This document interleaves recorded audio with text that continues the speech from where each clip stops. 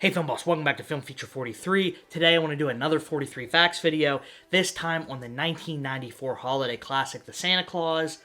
You might be saying, it's a little early to be doing Christmas content, and I agree, but Disney Plus started it by releasing the miniseries The Santa Claus on November 16th, so here we are. Without further ado, let's get into talking about the facts. The original title for this movie was Such a Clatter, and it was inspired by the TV show Amazing Stories, specifically the episode Santa 85, where Santa Claus is arrested, and the main character, who is a kid, has to get him out of prison. The role of Scott Calvin was actually written with Bill Murray in mind, but the humor of the movie, he said, didn't fit his humor style, so he passed on the role. Then it was offered to Chevy Chase, who, because of scheduling conflicts, couldn't do it. And then it was offered to Tom Hanks and Robin Williams, both of which turned it down. Tom Hanks would later go on to play Santa Claus in the Polar Express, and I couldn't find this anywhere, but I feel like Robin Williams was just sick of wearing facial prosthetics and a fat suit because he just came off his time as Mrs. Doubtfire. The makeup,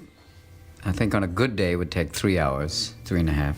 Bad day, 4 hours, 4.5. The oddest piece of casting trivia that I found, actually, was they wanted Alan Rickman at one time to be Scott Calvin,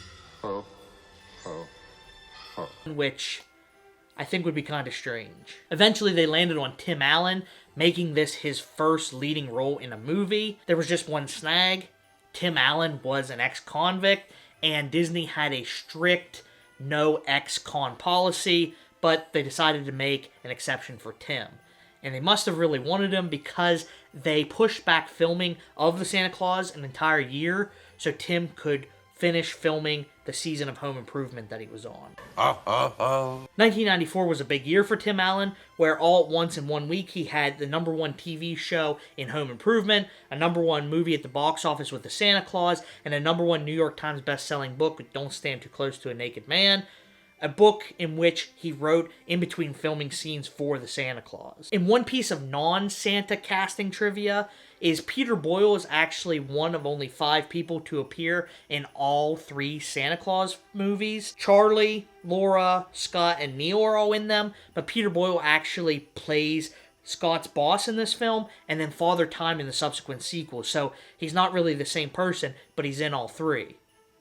Or is he the same person? This movie was filmed in Canada in the summer during a heat wave, which is hot, but it was supposed to take place in Chicago in the middle of winter, which is cold, and so they needed snow. In order to get snow in the middle of a heat wave, they used potato flakes and shreds of paper and even marble dust to get the aesthetic of having snow on the ground. Tim Allen was miserable during this because of the aforementioned heat wave and not having air conditioning in the building he was working in, and wearing a fat suit, and having facial prosthetics, which caused not only him to overheat, but to have a rash.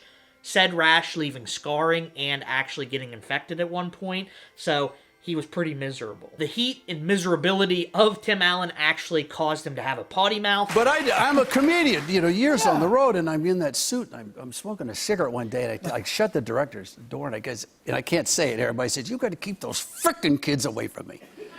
And he goes, "Number 1, shut the door. You got to stop saying that word when you're in that Santa suit." And I said, these kids, they're smoking a cigarette. These kids, they think you're Santa. I go, "They're actors." They're not actors. They're children.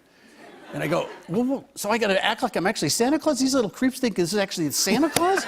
It didn't help that the makeup process took 4 to 5 hours, and it took 2+ hours to take all the makeup off. So they actually had a rule that any scene where Tim was playing Santa Claus could only be filmed for 6 hours. After that, they had to get him out of the suit. One of the worst scenes for Tim Allen was actually the physical scene because they made the fat suit so realistic. It actually weighed 50 pounds, and it was glued to his skin, so anytime he moved, like running on a treadmill, it began to rip the skin away from his body. And it was just so hot and miserable. They decided to film this at night at the end of a long shoot.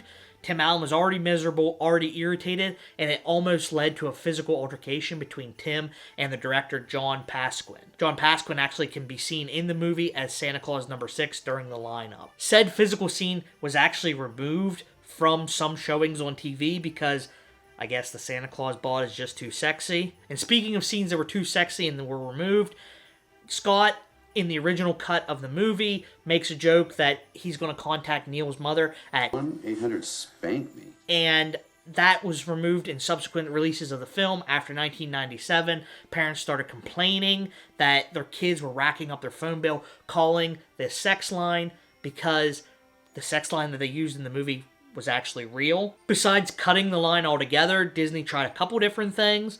They actually tried changing it to 1-800-POUND, which to me doesn't sound much better. And before cutting or changing it, they actually tried buying said sex line to disconnect it, so if kids would call it, it would just lead to an empty number. But obviously, that didn't work. Speaking of scenes that were cut from the movie, when it was originally cut down, the movie was way too long, so Disney CEO Mike Eisner came in and said, you gotta get rid of anything that doesn't have Tim Allen in. So they ended up getting rid of an entire subplot with Charlie being bullied at school for thinking his dad's Santa Claus. And speaking of scenes that were cut because they were too dark, in the original script of the movie, Tim Allen actually shoots Santa Claus off of the roof of the house instead of Santa just falling. So it'd been a much darker movie. The original Santa Claus was a little darker, written by two comedians, and I actually shot and killed Santa. In the original movie, he fell off the roof because I thought it was a burglar. And he gives me the card, the whole movie starts. But the kid actually starts saying, well, you just killed Santa. I said he shouldn't have been on the roof when he wasn't invited. Of course, that's... I'm laughing so hard, but the head of Disney at the time, Katzenberg, said, well, we can't start a movie like that. I said, why not? He goes, well, you can't start a Disney movie with you murdering Santa. And you killed all the parents in all your other movies anyway, you know? One thing that we're all lucky made it into the DVD release of this movie, in the bonus material, there's actually a recipe for Santa Claus's favorite pizza, hot chocolate, and cookies that you can make yourself and set out for Santa on Christmas.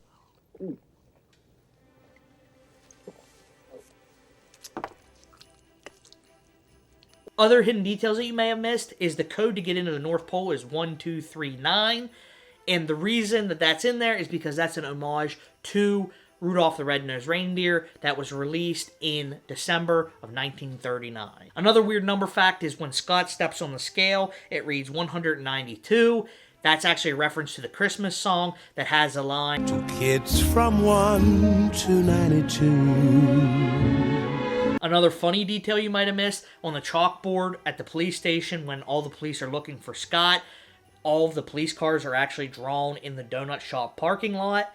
And above Laura and Neil's neighbor's house, it actually says that they went to Florida, which is a reference to Home Alone 2, because both movies are supposed to take place in the Chicago suburbs area. Another thing that made the cut, and is good news for tennis player Andre Agassi, he actually made it onto Santa Claus's nice list. Whenever we see Scott flipping through the nice list, you can see his name on said list. A lot of the grunting sounds that we hear Comet make in this movie actually come from the video game Doom. And another weird sound work fact is that Tim Allen had to overdub a lot of his lines because the bells on his jacket rang so loudly that you couldn't hear what he was saying a lot of the time. Another small detail that you may have missed is when Charlie and Scott are being sat down at Denny's, there's actually a kid putting his coat on in the background, and the kid has pointed ears, meaning that he's not a kid at all. He's actually an elf, which I think means that Scott was actually a mark to become the next Santa, but that's a theory for another day. The elves actually infiltrated Charlie's school as well during the Bring Your Parents to Work day. You can actually see a kid behind Charlie with pointed ears, and that kid is the only one who doesn't laugh at Charlie whenever he says his dad is Santa Claus. Speaking of sneaky things being snuck into the movie, Disney actually put in their own product placement, and by product placement I mean Mickey Mouse, who can be seen as Charlie and Scott fly their sleigh across the moon. You can actually see the image of Mickey on the moon. And he's not the only mouse to get a nod in this movie. Whenever Scott's giving out different names for Santa Claus in the interrogation, he says, which actually isn't a name for Santa Claus. It's actually an Italian mouse puppet that was on the Ed Sullivan Show. One more thing you may have missed in the movie is that when Scott doesn't believe that he's Santa Claus, he's wearing black Converse, and when he starts to believe that he is, he begins to wear red shoes, which kind of shows his transition as a character. Eric Lloyd, who played Charlie, actually had to wear fake bottom teeth because his bottom teeth got knocked out during filming at some kind of sporting event that the internet can't decide on what type of sport it was. That wasn't the only fake body part that Eric Lloyd had. In the promotional material for the movie, you see Santa holding Charlie by the head, kind of like in a headlock, and the body that's down below is a different kid. It's actually not Eric Lloyd. They just photoshopped the head on, and he said that that's because Disney didn't want to pay him for one more day of filming. And finally, let's talk box office. It opened at number 2, making $19 million on a budget of $22 million. But you're probably saying, you said it was number 1 at one point. And that's because word of mouth and the juxtaposition of getting closer to Christmas actually rose this movie to become number 1 at the box office, making about $100 million before Christmas. In total, it made about $190 million worldwide, and spawned 2 separate sequels, and now a mini-series on Disney+. So you could say it was pretty successful. But that's all the facts I have for the Santa Claus. Let me know what movies you guys want me to talk about down below in the comments. And as always, thanks for watching, and I'll see you in the next one.